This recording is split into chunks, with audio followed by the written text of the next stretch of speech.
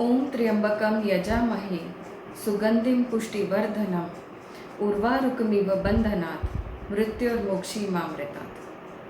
अर्थ, वो शिव जो त्रिनेत्रधारी है, जो निरंकार है, जिस तरह एक फल शाखा से टूटकर अलग हो जाता है, उसी तरह हमें भी मृत्यु और नश्वरता से मुक्त करें। ये मंत्र उसी के लिए उच्चारा जाता है कि हमें मुक्ति मिले। तो नमस्कार दोस्तों, मेरे इस चैनल पर साइकोटॉक विद डॉक्टर श्रुति पर फिर से आपका स्वागत है। महाशिवरात्रि की आपको बहुत बहुत शुभकामनाएं। तो आज इस शिवरात्रि स्पेशल एपिसोड पर हम जानेंगे शिवरात्रि की बहुत सारी विशेषताएं और ये शिवरात्रि, ये त्यौहार हमको क्या क्या सीख देता है, क्या क्या सिखलाता है। तो भगवान शिव, जिन्हें त्रिकालदर्शी कहा जाता है, मृत्यु का देवता कहा जाता है, उनकी आराधना में यह शिवरात्रि को मनाया जाता है। वैसे तो शिवरात्रि हर महीने में आती है, पर महाशिवरात्रि जो फाल्गुन महीने में आता है, गर्मी के आगमन से की शुरुआत जिसे कहा जाता है, इसे बहुत धूमधाम से हमारी हिंदू मान्यताओं के अनुसार मनाया जाता है। कहते हैं इसी रात को भगवान शिव ने अपना त्रिकाल नृत्य, जो कि निर्माण, संरक्षण और विनाश, इस तीनों विशेषताओं का जो प्रतीक है, ये नृत्य उन्होंने इस रात को किया था। और ये भी कहा जाता है कि भगवान शिव ने और पार्वती ने आज के दिन उनका मिलाप हुआ था, उनका विवाह हुआ था, जो कि एक पुरुष और प्रकृति का मिलाप कहा जाता है। तो ये मिलाप संसार के लिए पहला मिलाप है, जो प्रकृति और पुरुष की मिलाप को दर्शाता है। ये मिलाप और एकता, ये कोई बहुत आसान बात नहीं है। हमारे जीवन में हम इतने सारे स्ट्रगल देखते हैं, इतने सारे द्वंद्व देखते हैं, अच्छाई और बुराई के खिलाफ जो लड़ाई देखते हैं, इसी को ढोते ढोते पूरी ज़िंदगी बीत जाती है। ये मिलाप और ये जो यूनिटी जिसे हम कहते हैं, ये सबको हासिल नहीं हो पाती। भगवान शिव ने भी अपने समय में अच्छाई और बुराई के खिलाफ लड़ाई देखी थी। जैसे कि आप सबने सुना होगा, जब समुद्र मंथन हुआ था, समुद्र मंथन देवताओं ने तो अमृत निकालने के लिए ही किया था, लेकिन उसमें से विष भी बाहर निकला। तो सवाल ये उठा कि उस विष का क्या किया जाए। तो भगवान शिव ही थे जिन्होंने उस समय विषपान किया और उस विष को अपने गले पर रख लिया। ये गर्दन, थ्रोट जिसे हम कहते हैं, थ्रोट चक्र, जो हमारी विशुद्धि चक्र कहते हैं, इसी जगह पर भगवान शिव ने वो विष को अब केंद्रित कर दिया। जो थ्रोट चक्र हमारा होता है, जो ये एरिया होता है हमारी शरीर और हमारे सर के भाग को अलग करता हुआ, ये एक गेटवे है, एक कनेक्शन है लोअर बॉडी और अपर बॉडी को कनेक्ट करता हुआ।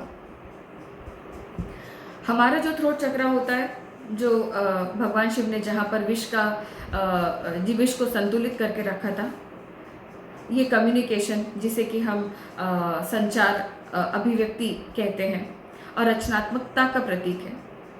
इसीलिए इस चक्र को चक्र फॉर क्रिएटिविटी भी कहा जाता है। इस जगह पर विष रखने की वजह से भगवान शिव का नाम पड़ा है, जो कहते हैं लॉर्ड ऑफ डिस्ट्रक्शन, मृत्यु का देवता। इसी वजह से उन्हें मृत्यु का देवता कहा जाता है। देखा जाए तो भगवान शिव कुछ भी नहीं मांगते, उन्हें बस कुछ बूंदा पानी चढ़ा दीजिए ताकि उनका दिमाग ठंडा रहे, वो रुद्र रूप आपको ना दिखाएं। और फूल भी नहीं मांगते आप, कुछ बेलपत्र, चावल के दाने और ठंडा ठंडा पानी, बस। शिव अपने में कोई आकार नहीं रखते। जिस शिवलिंग की हम पूजा करते हैं उसका कोई आकार नहीं है, वो निरंकार रूप की पूजा है, इसलिए शिवलिंग की हम आराधना करते हैं। उस लिंग की आराधना करते समय हमें ये ज्ञात होता है कि वो एक अंधकार, एक गहराई, एक शून्य का प्रतीक है, जो कि एक फॉर्मलेस फॉर्म है, जिसका कोई फॉर्म नहीं है, जिसका कोई आकार नहीं है। एक ऑरा है, एक प्रकाश का, एक किरण का, जो हम अब तक तो नहीं महसूस कर पाए, लेकिन वो प्रकाश, वो ऑरा, हम उसकी आराधना इसलिए करते हैं ताकि वो प्रकाश, वो रोशनी हमारे जीवन में भी आए। लेकिन जो हमारा साइंटिफिक माइंड है, जो लॉजिकल माइंड है, वो फॉर्मलेस चीज़ को बिलीव नहीं करता। उसे तो रियलिटी चाहिए, उसे तो टेक्निक चाहिए, उसे आकार चाहिए, मीनिंग चाहिए, अर्थ चाहिए किसी भी चीज़ की इंक्वायरी करने के लिए, किसी भी सारांश पर पहुंचने के लिए। तो अगर आप जब तक अपना लॉजिकल माइंड, अपना दिमाग नहीं छोड़ते, तब तक आप फॉर्मलेस माइंड को एक निरंकार चीज़ को, निरंकार जो एक टर्म है अपने में, उसे आप नहीं समझ सकते। आपको उसे समझने के लिए फॉर्म को छोड़ना पड़ेगा, आकार को छोड़ना पड़ेगा। हम आकार या फॉर्म या लॉजिक इसलिए लॉजिक से चलते हैं ताकि अर्थ प्राप्त कर सकें, मीनिंग प्राप्त कर सकें। लेकिन जब हम इस आकार से धीरे धीरे दूर जाने लगते हैं, तब हमें मीनिंगलेसनेस पता चलता है कि हर चीज़ किस तरीके से अपने में बहुत व्यर्थ है। चाहे वो आपकी कोई भी व्यथा हो, कोई भी स्ट्रेस हो, अपने में बिल्कुल भी निरर्थक है, अर्थहीन है। ये अपना दिमाग और अपना माइंड साइड में रखने के बाद, छोड़ देने के बाद आप इसे समझ पाते हैं। जब तक दिमाग का उपयोग होता रहेगा, तब तक आपके सवाल उठते रहेंगे, तब तक डाउट मन में आता रहेगा। तो इस डाउट से क्लियर होने के लिए आपको आपके माइंड को डिसॉल्व करना बहुत ज़रूरी है। ये डाउट क्लियर होना बहुत ज़रूरी है। डाउट तब तक क्लियर नहीं होगा जब तक सवाल उठते रहेंगे। जब तक आपका दिमाग शांत नहीं होगा, तब तक आपके डाउट्स क्लियर नहीं होंगे। जो आपके प्रश्न हैं ज़िंदगी से रिलेटेड, आपके व्यथा से, आपकी परेशानियों से रिलेटेड, उसे अगर आप क्लियर करना चाहते हैं तो शिव ने अपने सूत्र में 112 प्रकार के मेडिटेशन टेक्निक्स बताए हैं। इन्हें आप रेफ़र कर सकते हैं। ये जो 112 फॉर्म है मेडिटेशन के, टेक्निक के, ये अपने में ही इतने कंप्लीट है कि उनके इतने टेक्निक्स, इतने मेथड बताने के बाद कोई भी नया मेथड इन्वेंट नहीं हुआ। सिर्फ शिव अपने में इतने पूरे हैं कि इसके बाद कोई भी नई चीज़ उनके ज्ञान में ऐड अप नहीं हुई। और विज्ञान भी इस चीज़ को मानता है आज कि अगर आप पूरा साइंस मेडिटेशन का पूरा विज्ञान, ये गूढ़ जो रहस्य है, जो अतीन्द्रिय चिंतन जिसे हम कहते हैं, जो ट्रांसेंडेंटल माइंड जिसे हम कहते हैं, अगर जानना चाहते हैं तो ये इन्हीं 112 टेक्निक्स है मेडिटेशन के, इसी में आप जान सकते हैं। इन्हें जानने के लिए, मेडिटेशन टेक्निक को जानने के लिए आपको आपके दिमाग के कचरे को साइड में रखना होगा।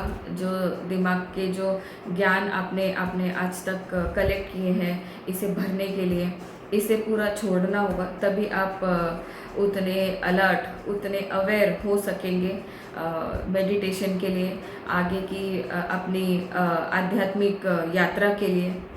तो उतना विवाद, उतना ज्ञान, उतनी नॉलेज आपको कभी भी विवाद से नहीं मिलेगी, समर्पण से मिलेगी। मेडिटेशन एक अपने में समर्पण है।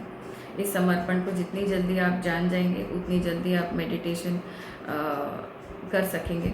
112 जो प्रक्रिया है ज्ञान की, 112 प्रक्रिया है ध्यान की, इसे ज़रूर पढ़ें, इसे ज़रूर सीखें। अपनी आध्यात्मिक जर्नी को, अपनी आध्यात्मिक रास्ते को आगे बढ़ाने के लिए। महाशिवरात्रि की आपको बहुत बहुत शुभकामनाएं फिर से। आज के दिन वुमेंस डे भी है, महिला दिवस भी है। मेरे महिला सहेलियों को, मेरी शुभचिंतकों को, सबको महिला दिवस की भी बहुत सारी शुभकामनाएं। वो इसी तरह अपने में आगे बढ़ें, अपने में स्ट्रॉन्ग रहें, और उन्हें भी मेरा बहुत सारा प्यार, बहुत सारी प्रेरणा और बहुत सारी शुभकामनाएं। Thank you for watching this video. मेरे इस चैनल को सब्सक्राइब, लाइक, कमेंट ज़रूर करें, और अपकमिंग वीडियोस को देखना ना भूलें। Thank you very much. धन्यवाद।